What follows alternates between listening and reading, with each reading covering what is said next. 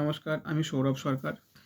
আজকে আগের ভিডিওতে আমরা দেখিয়েছি যে কি করে মানে মাধ্যমিকে টেস্টের পর বা টেস্টের যে পরিপ্রেক্ষিতে কী করা উচিত না করা উচিত যদি মনের মতো রেজাল্ট না হয় সে ভিডিওতে। তো আজকে আমরা জানি যে জানি আমরা মাধ্যমিকের বেশি দিন নেই।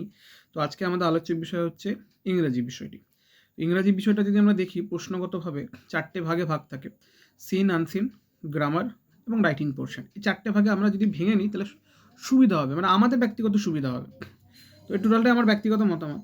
তো আমরা পার্ট করে আলোচনা করব যে সিনের ক্ষেত্রে আমাদের কী করা উচিত। তো সিনের ক্ষেত্রে আমরা জানি একটা টেক্সট মানে একটা গদ্য দেবে, একটা পদ্য দেবে।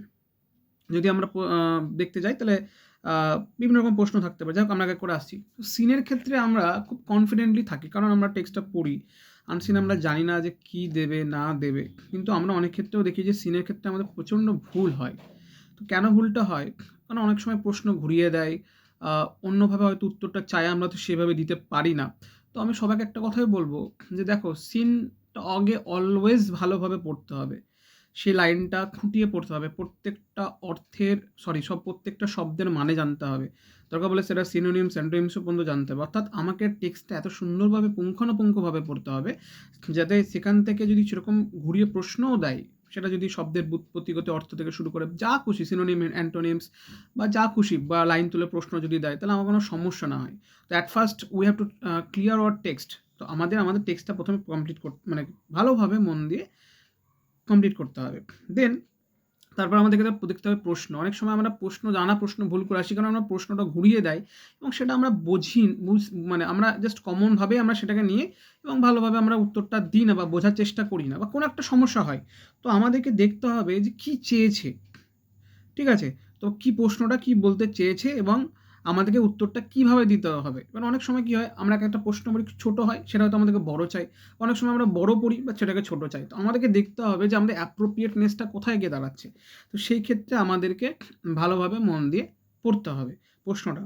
কি ক্ষেত্রে বা কিভাবে প্রশ্নটা দিয়ে যাচ্ছে। আমরা যদি দেখি কিছু ক্ষেত্রে তোমার অল্টারনেটিভ যে কমপ্লিট যে সেন্টেন্সের ক্ষেত্রে অপশন দিয়ে দেয় সেটা কমপ্লিট করতে হয়।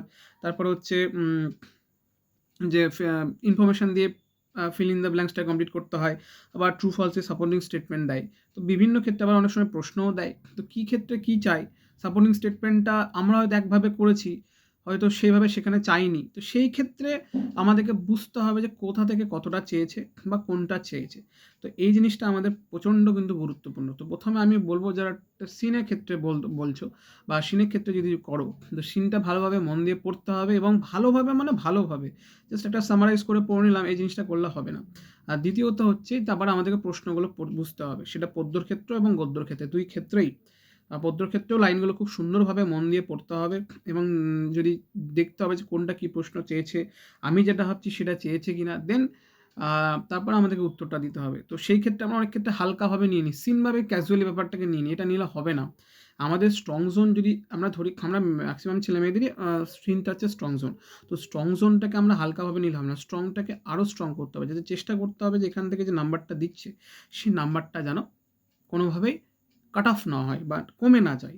যেটা আমরা চেষ্টা করব ফুল মার্কস পাওয়ার বা যদি 90% এই শুধু সিনের ক্ষেত্রে বলছি না, যদি 90% আমরা রাখতে পারি, তাহলে কিন্তু আমাদের টোটাল যে মার্কসটা হবে ইংরেজিতে সেটা কিন্তু অনেকটা ক্যারি করবে।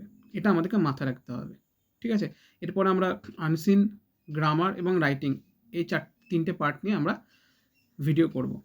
ধন্যবাদ।